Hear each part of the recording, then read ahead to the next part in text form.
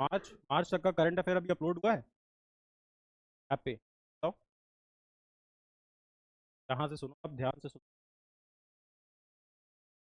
ये तभी रोकेंगे जब डाउट आएगा।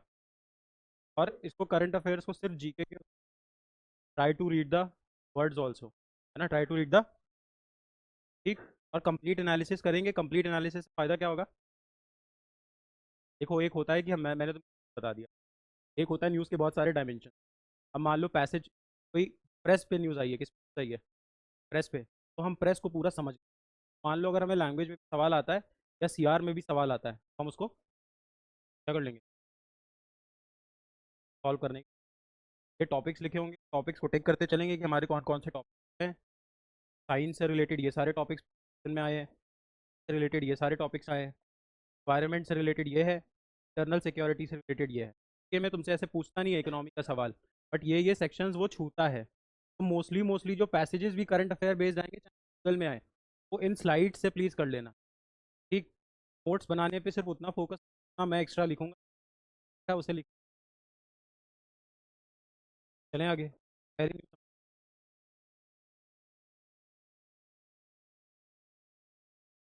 क्या बताना चाह रहा है? What is this trying to tell us? लिखा है top 10 best and worst countries, press डम। तब कीवर्ड क्या है? प्रेस डम। बाकी पूरा इंडिया की रैंक फील हुई है। तो हमें दूसरी एक चीज़ और याद रखनी, व्हाट इज इंडियाज रैंक। पहला बात बताओ, what is press, why is media important, why is media important? को एनालिसिस के साथ पढ़ो, कल ही एग्जाम नहीं, एक एक वो भी बनाना है ना एप्टीट्यूड का तरीका, व्हाट इज, हाँ, एक्सचेंज इन्फॉर्मेशन। मतलब यहाँ पे बैठी है पावर में, जो लोग बैठे हैं वो इधर पावर में होते हैं, और कुछ लोग, एक एक एक इंसान होगा पावर में, और वो कुछ लोगों को क्या कर रहा होगा, रूल, क्या कर रहा होगा, रूल। अब ये कैसे लॉज बना रहा है, क्या ये चीज़ बोलना चाह रहा है? तो यहाँ तक पहुँचाने के लिए एक आदमी चाहिए होगा कि नहीं? राजा जो भी बोल रहा है, या राजा जो भी राज्य में कर रहा है, वो बात पहुँचाने के लिए एक आदमी चाहिए, यस और नो? चाहिए। अब यही काम पहले ज़माने में कौन लोग करते थे? किंग के टाइम पे, किंग के कुछ रिप्रेजेंटेटिव डिप्लोमेट्स, है ना। बाद में धीरे धीरे किंगशिप से हम चले गए किस पे, डेमोक्रेसी। अब पावर किंग के हाथ में नहीं थी, अब पावर किसके हाथ में थी? पीपल के। कि cracy mean power and demo mean people. Power was in the hands of people now. तो पावर जिसके हाथ में होगी उसको सारी इंफॉर्मेशन मिलना जरूरी है, यस और नो? जरूरी है। तो डेमोक्रेसी में मीडिया के रोल को बढ़ा दिया, डेमोक्रेसी मीडिया के रोल को बढ़ा दिया। कि आपने कुछ लोगों को चुन के भेजा है, अब वो ऊपर क्या कर रहे हैं कौन बताएगा?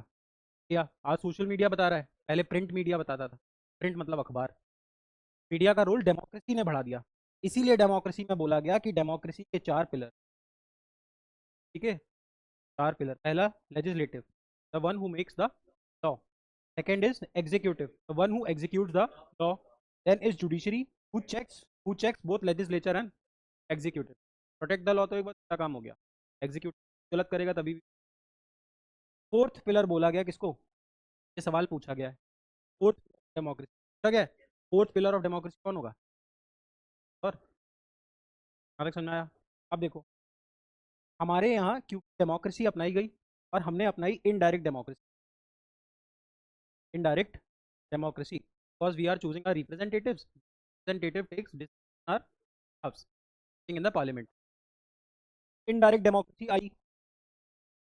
अब जब इनडायरेक्ट डेमोक्रेसी आई, तो हमने अपने कॉन्स्टिट्यूशन में अपने आप को एक राइट दिया, राइट का नाम रखा freedom of speech and expression, अभिव्यक्ति आज़ादी। I can speak anything, express anything that I want to, although there are certain limitations.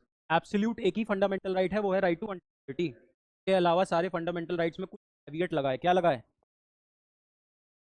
क्या लगा है? कैविएट मतलब वार्निंग। अभी जब वर्ड्स पढ़ेंगे तो कैविएट भी आएगा। कैविएट मतलब वार्निंग, सब कुछ एक्सेप्शन के अवेलेबल है। Freedom of speech and expression की पावर दे दी गई किस आर्टिकल के अंदर? 21।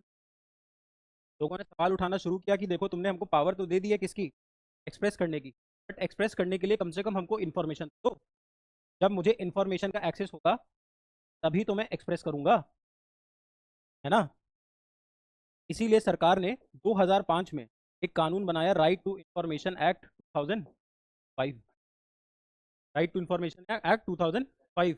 मतलब इस देश में अगर मुझे कोई भी इंफॉर्मेशन चाहिए तो वो मेरा फंडामेंटल राइट है। कैसा fundamental right? Implicit. Why implicit? Indirectly बात है ना। तो हमने freedom of speech and expression से जोड़ के देख लिया। रियली सॉरी, ये होगा 19, आर्टिकल 19 है, 1A। तो हमने एक्सप्रेशन को किसमें जोड़ दिया?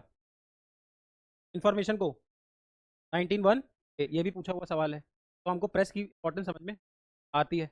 अब अपने दिमाग लगा के खुद से सोचो, हमारे पास जो प्रेस होती है वो प्रेस कैसी होनी? एक आइडियल प्रेस या मीडिया कैसा होना चाहिए? बताओ, से बोलो। बायस नहीं होना चाहिए, है ना। बायस बिल्कुल कम होनी चाहिए। और क्या होना चाहिए? ट्रांसपेरेंट होना चाहिए ना, ट्रांसपेरेंट के साथ में। और क्या होना? वर्ड्स भी सीख। अकाउंटेबल होना चाहिए। अकाउंटेबल किसको? जवाब दे, जवाब दे। आप अपने पेरेंट्स को अकाउंटेबल हैं because they are spending money on you, hence they can ask you questions. Someone is not spending money on you, मोटा, they don't have that right to ask you questions, so you are accountable to your parents। आ रहा है? so the media is accountable to the of India। आ रहा है? और कैसा होना चाहिए media? Transparent होना चाहिए, बायस नहीं होना चाहिए, अकाउंटेबल होना चाहिए, और सबसे बढ़िया बात है अफोर्डेबल होना चाहिए, एक्सेसिबल होना चाहिए, और अवेलेबल होना चाहिए।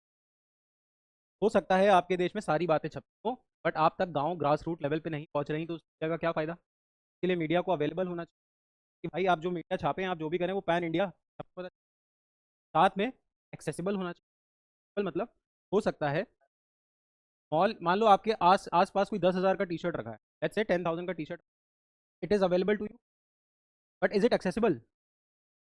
समझ में आ रहा है? किसी के पास हो सकता है अवेलेबल तो हो, बट वो एक्सेसिबल ही। मान लो मेट्रो का ride let's say start costing 500 rupees. एक गरीब आदमी के लिए मेट्रो अवेलेबल तो है, बट क्या उसके लिए एक्सेसिबल है? अवेलेबल और एक्सेसिबल में अंतर समझते हो? अवेलेबल होने का मतलब बिल्कुल नहीं आपके लिए एक्सेसिबल भी होगी, आप उसको यूज़ कर सकते हैं कि नहीं। Public parks are accessible to all, available and accessible. But let's say कोई फैशन ब्रांड है, Michael Kors, although available to you at your Amazon, but is it accessible? No. I available accessible. Media should be available and accessible. इन सब चीज़ों का ध्यान रखो, passage में यार में में पढ़ोगे तो एक्सेसिबल और ये आ रहा है। तो मीडिया के ये सारे क्वालिटीज़ है। कुछ क्वालिटीज़ अब इंटरनेशनल बॉडीज़ भी बताएंगी। जैसे जो ये रिपोर्ट निकालता है वो पूरी दुनिया की मीडिया को कुछ कुछ पैरामीटर्स पे मेजर करता है और चेक करता है मीडिया कितना अच्छा। एक चीज़ और है, ये फ्री भी तो होना चाहिए, फ्री फ्रॉम कैपिटलिस्ट पीपल, है ना, free from corruption, free from the government also. ऐसा तो नहीं सरकार ने मीडिया हाउस पे कब्जा कर रखा हो। फ्रीडम तो सबसे इंपॉर्टेंट चीज़ मीडिया के लिए। ये सारे मीडिया के क्या है importance, why we need media.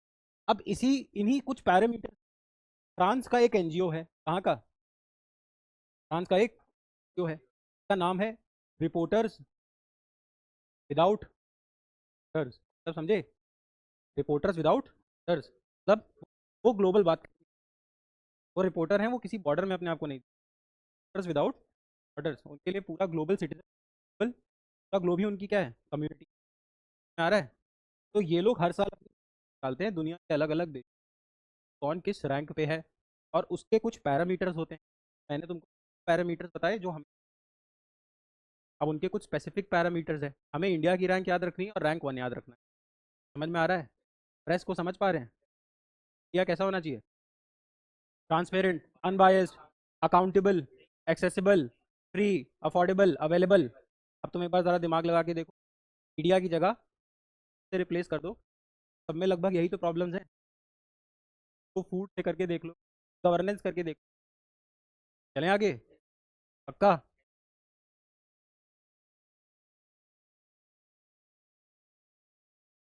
अब देखो रैंक 1 पे कौन है, और वे। अब एक चीज़ ये जो नॉर्वे है ना, स्वीडन, इस टाइप की कंट्रीज देखते हो जो नॉर्थ सी के पास हैं, इंग्लैंड से ऊपर हैं, क्या बोलते हैं? स्कैंडिनेवियन। स्कैंडिनेवियन कंट्रीज जैसे नॉर्वे, स्वीडन, फिनलैंड, सारे क्या हो गए? Sweden, Finland, Greenland. समझ पाए? आइसलैंड कहाँ है? आइसलैंड कहाँ है? World's largest island, Greenland. Very good. देखो मेरी बात सुनो, मैं तुमको क्या बोला? स्कैंडिनेवियन कंट्रीज, एक है नॉर्वे, एक है स्वीडन, एक है फिनलैंड। फिनलैंड की कैपिटल हेलसिंकी, स्वीडन की कैपिटल स्टॉकहोम, नॉर्वे और फिनलैंड की आप बताना। बात सुनो, स्कैंडिनेवियन कंट्रीज कितनी है? फिनलैंड को वर्ल्ड्स लार्जेस्ट आइलैंड भी बोलते हैं। अब देखो सवाल कहाँ, यहाँ तक तो सवाल सबने पढ़ा होता है कि वर्ल्ड्स लार्जेस्ट आइलैंड है। सवाल ये आता है ग्रीनलैंड पे कंट्रोल किस कंट्री? ग्रीनलैंड कोई आप अपने आप में कंट्री नहीं है। Greenland is not a country. Greenland is a piece of land which is controlled by a country. What is that country? Spain.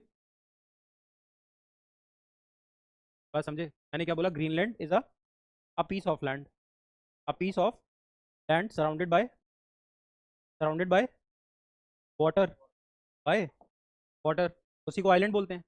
समझ गए? ये होता है आइलैंड, जमीन का टुकड़ा, और इस जमीन के टुकड़े के पास आसपास पानी, ये क्या कहलाएगा? आइलैंड। और जब जमीन का टुकड़ा तीन जगह से घिरा हो तो वो क्या कहलाएगा? पेनिनसुला। वो क्या कहलाएगा? पेनिनसुला। मेरी बात समझ पा रहे हो? जब जमीन के टुकड़े को चारों तरफ से पानी घिरे, क्या कहलाएगा? आइलैंड। क्या कहलाएगा? Surrounded by water body from all the sides, land, water, और दिस सराउंडेड बाय फ्रॉम, ना it will be called as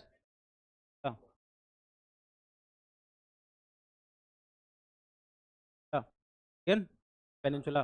by. पक्का? कल बताया था। स्ट्रीम किस में जाएगी? रिवर में। रिवर किस में जाएगा? सी में। सी किस में जाएगा? में Pacific ring of fire. S shaped ocean is Atlantic ocean. मैंने तुमसे क्या बोला? Greenland is a piece of land which is surrounded by water from all across, hence it is an island. Mathematically ये प्रूव हो जाता है, mathematically ये prove हो गई ये बात कि ये एक आइलैंड है। पर ये आइलैंड कोई, ग्रीनलैंड कोई कंट्री नहीं है। ग्रीनलैंड पे किसी कंट्री का रूल है। कंट्री का नाम है डेनमार्क। डेनमार्क की कैपिटल है कोपेनहेगन। मेरी बात समझ रहे हो मैंने क्या बोला? कैपिटल और रुपये ऐसे अलग से याद नहीं करना है। 194 कंट्रीज हैं, 194 कंट्री का कैपिटल कैसे याद करोगे? पा रहे हो? उसमें जितनी कंट्रीज आती जाए उनका याद करते जाओ, अपने आप तुम्हारे पास 60-70 हो जाएंगे, उसी में सवाल पूछेगा। तुम बेवकूफ़ थोड़ी है, तुमसे कुछ पूछेगा। ए, अब हमें, अगर हमने इस फॉलो किया इस न्यूज़ को सही से, तो हमें कितने कैपिटल्स याद होने जाने? 5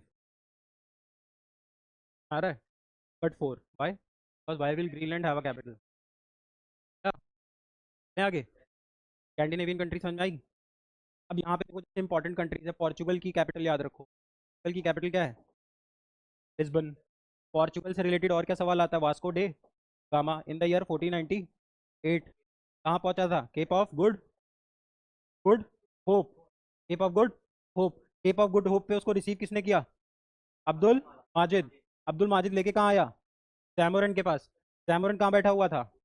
कोची के अंदर, बताया था। Portugal were the first European countries to enter India. First European to enter India and last European to leave India.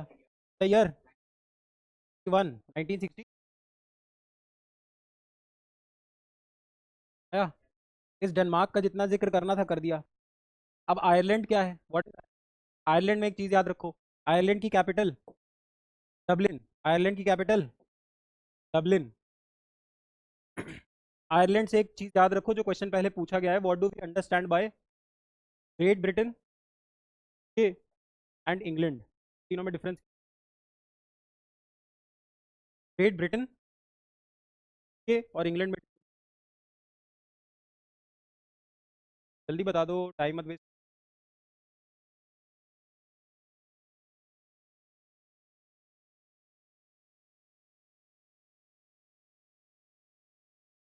देखो इंग्लैंड क्या है, इंग्लैंड वो है जो क्रिकेट खेल रही होती है। आया, इंग्लैंड का नेशनल लैंग्वेज है इंग्लिश। एक किलियन मर्फी का नाम सुना है? अरे जिसका वो मूवी आया था अभी, अरे नोलन टेंडर तो उसका वेब सीरीज है, बट वो अभी आई थी ना, ओपनहाइमर। एक है very famous actor Cillian Murphy, Cillian Murphy is an Irish, not English. Ireland का है। हम लोगों को सब एक जैसा लगता है, बट आयरिश और इंग्लिश में बिल्कुल पट्टी। इंडिया एंड पाकिस्तान कल्चर को एकदम हेट करते हैं, एकदम हेट करते हैं आयरिश और लड़ाई कर लेते हैं, लड़ाई की चलते पास में ही रहते हैं। आपकी बात सुनो, जब प्योर इंग्लैंड की ज़मीन की बात हो तो वो इंग्लैंड है, मान के चलो इंग्लैंड एक क्या है, एक्स लैंड। इंग्लैंड क्या है, एक्स लैंड। अब इंग्लैंड के साथ जब मैं स्कॉटलैंड को, स्कॉटलैंड स्कॉटलैंड को बोलते हैं land of cakes, land of cakes Scotland. जब मैं एक्स के साथ इंग्लैंड के साथ स्कॉटलैंड ऐड करूं, मैं नॉर्थ आयरलैंड ऐड करूं नॉर्थ आयरलैंड, और एक ज़मीन इंग्लैंड तो है ही, और इसके साथ में एक ऐड करूं वेल्स। जब ये चारों को ऐड करूंगा, ये चारों कहलाते हैं यूनाइटेड। बात समझे? इंग्लैंड एक ज़मीन की टुकड़ी मान लो, एक्स इंडिया जैसी। England when when tripled with Scotland, England के साथ स्कॉटलैंड ऐड करो, स्कॉटलैंड के साथ नॉर्थ आयरलैंड ऐड करो। नॉर्थ आयरलैंड क्यों? क्योंकि जो पूरा आयरलैंड है, मान लो ये पूरा आयरलैंड है, क्या है ये पूरा आयरलैंड। आयरलैंड के साथ प्रॉब्लम यह है कि जो आयरलैंड का नॉर्थ वाला हिस्सा है, यहाँ पे रहते हैं प्रोटेस्टेंट क्रिश्चियन। कौन से क्रिश्चियन? प्रोटेस्टेंट्स। कौन से? प्रोटेस्टेंट्स। क्रिश्चियंस में दो होते हैं, एक होता है प्रोटेस्टेंट, एक होता है कैथलिक। वाले आयरलैंड में कौन रहते हैं? कैथलिक। इंग्लैंड में कौन रहते हैं? प्रोटेस्टेंट्स। तो जो नॉर्थ आयरलैंड वाले हैं वो अपने आप को इंग्लैंड से रिलेटेड मानते हैं। इंग्लैंड में चलता है प्रोटेस्टेंट्स, वेस्ट में चलता है। इंडिया में कमर्शियली भी सबसे आगे कौन भागा? प्रोटेस्टेंट्स। कैथलिक थोड़े थे, कैथलिक बोलते थे वर्क इज व्हाट, प्रोटेस्टेंट बोलेगा। देखो कैथलिक कैसे हैं, कैथलिक पुराने लोग हैं, कैथलिक गॉड में ज़्यादा बिलीव करते हैं, कैथलिक अदर वर्ल्डली में बहुत बिलीव करते हैं। किसमें? अदर वर्ल्डली, दुनिया के ऊपर की चीज़, जन्नत। समझ रहे हो कि इसके ऊपर भी एक टिकट कटेगी? कौन बिलीव करता है? ज़्यादातर जो पुराना थोड़ा सोचते हैं कैथलिक्स। तो जो ओल्ड स्कूल क्रिश्चियन है, देखो क्रिश्चियंस दो में बटे हुए हैं, एक कैथलिक और एक प्रोटेस्टेंट्स। कैथलिक थोड़े पुराने हैं, ओल्ड स्कूल। कैथलिक बोलता है संडे को छुट्टी करो, भगवान की वर्शिप करो, चर्च जाओ, ये मत करो वो मत करो, बहुत ऑर्थोडॉक्स है, पुराने विचारों में बिलीव। लेकिन कुछ कुछ लोगों को बाद में बिजनेस करने का मन। एक एक सेंट आए, सेंट कैल्विन सेंट कैल्विन ने बोला ऐसा करो, भगवान ऊपर नीचे, तुम जो भी जिंदगी में कर रहे हो उसमें अगर बेस्ट हो, इसका मतलब 100% तुमको स्वर्ग मिल जाएगा। देखो उन्होंने हेवन और हेल के कॉन्सेप्ट को मना नहीं किया। कैथलिक ने बोला कि गॉड डिसाइड करेंगे, फादर डिसाइड करेंगे, मेरी डीड्स डिसाइड करेंगे कि मैं हेल में जाऊंगा या हेवन में। कैथलिक बोलता है। प्रेसिडेंट बोलता है कुछ नहीं है hell heaven, hell heaven exist करता है, बट तुम जो भी काम कर रहे हो अगर तुम उसमें एक्सेल कर रहे हो, तुम पक्का कहाँ जाओगे? हेवन। मतलब अगर तुम क्रिकेट खेलते हो और तुम सचिन तेंदुलकर बन जाओगे, प्रोटेस्टेंट एथिक बोलता है तुम अब कहाँ जाओगे? हेवन। इसीलिए तो तुम देखो उस टाइम पे ब्रिटेन ब्रिटेन प्लेन होता नहीं था, तब भी रॉबर्ट क्लाइव लाइव इंडिया चलता था। इस सोसाइटी में वो ये दिखा पाते थे, देखो मैं जो भी कर रहा हूँ उसमें क्या हूँ, बेस्ट, मेरा हेवन जाना कंफर्म है। ये था प्रोटेस्टेंट एथिक। प्रोटेस्टेंट एथिक से ये वर्ड आया वर्क इज वर्शिप। समझो वर्क इज वर्शिप, क्योंकि जो तुम कर रहे हो तो वर्शिप मानो, तभी उसमें बेस्ट हो गए तो अपने आप वो वर्शिप हो जाएगी, और वर्शिप हो जाएगी तो टिकट कहाँ की कटेगी? हेवन की। ये हम लोग स्कूल में पढ़ाते हैं work is worship, work is worship. ये सब के यूएस कैपिटलिस्ट सोसाइटी सब किसमें बिलीव करते हैं? प्रोटेस्टेंट्स। और जो गरीब क्रिश्चियन देश हैं वो मोस्टली कैसे होंगे? कैथलिक। वो अपना ओल्ड स्कूल ही सोच रहा है। तो ग्रेट ब्रिटेन क्या, ये यूके क्या है? नॉर्थ आयरलैंड, इंग्लैंड, स्कॉटलैंड और वेल्स। वेल्स। अगर तुम इंग्लैंड में कभी क्रिकेट फॉलो करो तो वेल्स की, वेल्स, अरे WALES। ये भी तो हो सकता है तक पढ़ाई ना हो, कंफ्यूज क्या हो रहे हो? 194 कंट्री आगे। देखो इंग्लैंड समझ गए, इंग्लैंड की capital is London. UK is a wider concept, समझ में आया? अब एक कॉन्सेप्ट है ग्रेट ब्रिटेन, ग्रेट ब्रिटेन कहता है स्कॉटलैंड प्लस इंग्लैंड। समझ गए? पक्का? सबसे बड़ा ऑर्गेनाइजेशन इनमें कौन सा है? यूके। यूके आया। यूके के झंडे का भी क्वेश्चन आता है, यूके के झंडे को बोलते हैं Union Jack. Union Jack, Union Jack क्या है? तो ये झंडा देखा है ऐसा?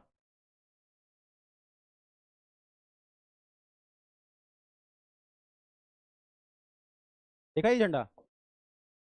देखा होगा, मैच के बीच में देखा होगा। ये क्या है? Union Union Jack. झंडे को बोलते हैं यूनियन जैक। यूनियन जैक तुमको ऑस्ट्रेलिया के झंडे पे भी दिखेगा, यूनियन जैक तुमको न्यूजीलैंड के झंडे में भी दिखेगा। समझ में आ रहा है? एक यहाँ से कंसेप्ट और सीखो। दुनिया में ऐसी 5 कंट्रीज हैं जो अपना इंटेलिजेंस शेयर करती हैं, तो बोलते हैं 5 आइज। क्या बोलते हैं? 5 आइज। क्वेश्चन आया हुआ है 5 आइज पे, एलेट में आया था। 5 आइज। 5 आइज कौन है? यूएस, ब्रिटेन मतलब इंग्लैंड, फ्रांस, न्यूजीलैंड और ऑस्ट्रेलिया। ये देखो चारों पांचों का मदर लैंग्वेज क्या है? इंग्लिश। तो बोलते हैं 5 आइज। क्या बोलते हैं? यहाँ की 5 आंखें। ये सारा इंटेलिजेंस शेयर करते हैं अपना, सब कुछ। आया? तभी तो यूएस, यूएस में तो सब जगह के लोग हैं ना, पर यूएस अपनी मदर कंट्री किसको मानता है? ब्रिटेन को। तभी तो यूएस का लैंग्वेज इंग्लिश। सोचो ना आया कहाँ से? लैंग्वेजेस कहाँ थी? यूरोप में। फ्रेंच, फ्रांस में जो लोग रहते थे वो फ्रेंच बोलते थे, वो जर्मन, जो इटालियन बोलते थे वो इटली, है ना? जो स्पेनिश बोलता था वो स्पेन का हुआ। तो इंग्लिश बोलता था वो इंग्लैंड का था। इंग्लिश बोलने वालों की जगह इंग्लैंड। अब दुनिया भर में रूल किसने किया बेसिकली? British, England. और यूएस में कौन सी लैंग्वेज बोली गई ज़्यादा? ब्रिटिश, के लिए इंग्लिश पे इतना है। लेकिन दुनिया की सबसे ज़्यादा बोली जाने वाली भाषा, most spoken language of the world, याद रखना। चाइनीज कोई लैंग्वेज ही नहीं होती। चाउमीन, हाँ, momo. Most spoken language of the world, most spoken. याद रखना, मोस्ट स्पोकन लैंग्वेज कौन सी होगी? मैंड्रिन।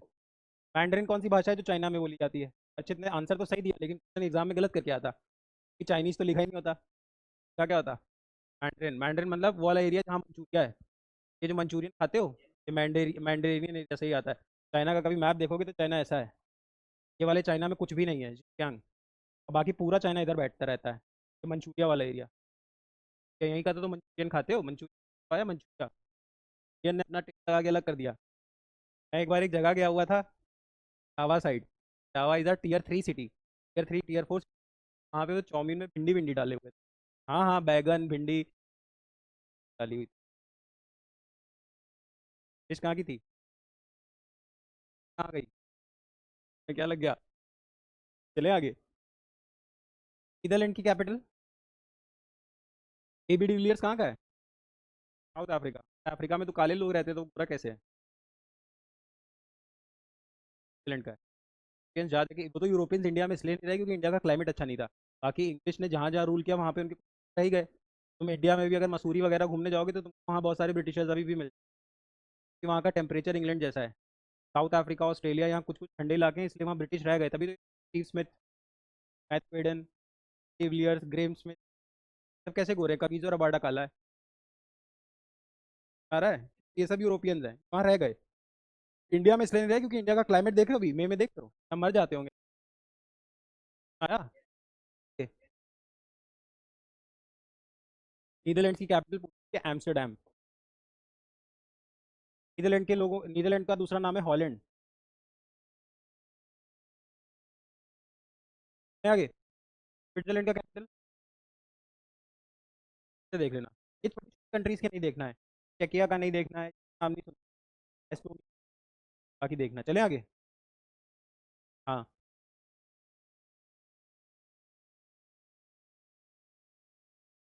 कौन निकालता है? रिपोर्ट कौन निकालता है? Reporters without borders. कंट्रीज कितनी है? रैंक 1 पे कौन है? इंडिया की प्लेस क्या है? लास्ट टाइम इंडिया की प्लेस क्या थी? याद नहीं करनी, तो बस ये दिखाने की कोशिश कर रहे हैं इम्प्रूव। क्या ही इम्प्रूव? कराची कर लिया था, लाहौर पे हमला हो गया। जल्दी देखिए, कब्जा हो गया। इंडिया रैंक्स, इसे बताना चाह रहे हैं, India ranks below it's neighbours. Nepal. Nepal का कैपिटल काठमांडू। मालदीव्स का माहे। मालदीव्स का माहे। श्रीलंका का? लोग कोलंबो मार्क कराएंगे, लेकिन कोलंबो नहीं है, चेंज हो चुका है, श्री जयवर्धनापुरम कुछ है। जयवर्धना, महिला जयवर्धने से याद रखो।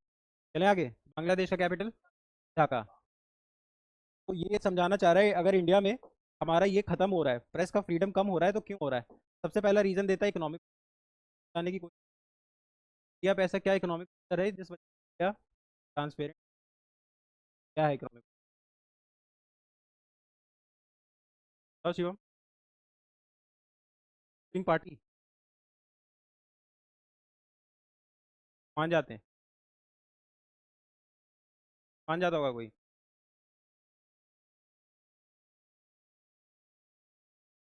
हाँ।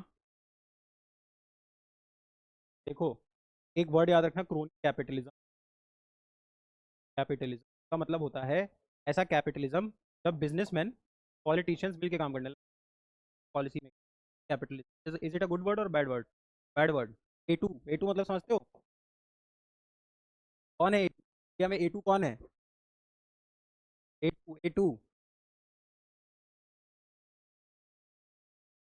है ना? A two plus India is called as crony capitalism. Economic pressure देखो क्या है। अब एक चीज होती है कॉर्पोरेट। कॉर्पोरेट मतलब कॉर्पोरेशन। और कॉर्पोरेट हमेशा किसके लिए बनती है? प्रॉफिट मोटिव के लिए बनती है। प्रॉफिट। अब प्रॉफिट कब बनेगा? जब ज़्यादा टीआरपी आएगी। कि जब ज़्यादा टीआरपी आएगा तभी तो व्यूअरशिप बढ़ेगा। व्यूअरशिप बढ़ेगा तो अच्छे स्पॉन्सर्स मिलते हैं। अब स्पॉन्सर्स अच्छे कब मिलेंगे? टीआरपी हाई होगी। तो दो प्रॉब्लम्स हैं। एक तो इंडियन सोसाइटी जैसे जो लोग ज़्यादा देखेंगे उसको ज़्यादा मिलेगा ना बेटर। अभी लोग देखना बंद कर दे, टीआरपी कम हो जाएगी, अब न्यूज़ जाएगी कि स्पॉन्सर मिलना बंद हो जाएगा। स्पॉन्सर कौन है? अब जैसे आज तक आ रहा है, आज तक पे ऐड आता है पतंजलि। पतंजलि पैसा दे रहा है ना। पतंजलि का रात में 9 आज तक देखेंगे। अगर वो एक का 10 लाख 5 लाख देखेंगे तो पेट गिर जाएगा। जब कॉर्पोरेट का पैसा ही ऐड ही कम हो गया, उसका रेवेन्यू ही कम हो गया, तो एक्सपेंडिचर कम कर देगा। में आ रहा है? तो ये उन पे इकोनॉमिक प्रेशर है कि वो कॉर्पोरेट हो चुके हैं। ये इंडिया में बॉलीवुड इंडस्ट्री के साथ भी हो रहा है ना। Bollywood is also getting corporatize. Once something gets corporatize the only motive left is profit making. फिर प्रॉफिट मेकिंग जब आ जाएगी तो प्रॉफिट मेकिंग इंडिया का जो काम है वो तो खत्म हो गया। आया पहला पॉइंट। आगे देखो। बाकी पॉलिटिकल इंटरफेरेंस और लीगल प्रेशर। चलो आगे चलो। ये पैरामीटर थोड़े थोड़े ध्यान रखना। हाँ, के बाद फ्रीडम ऑफ मीडिया। अब जो मीडिया के लिए कानून बन रहे हैं की क्या क्वालिटी है।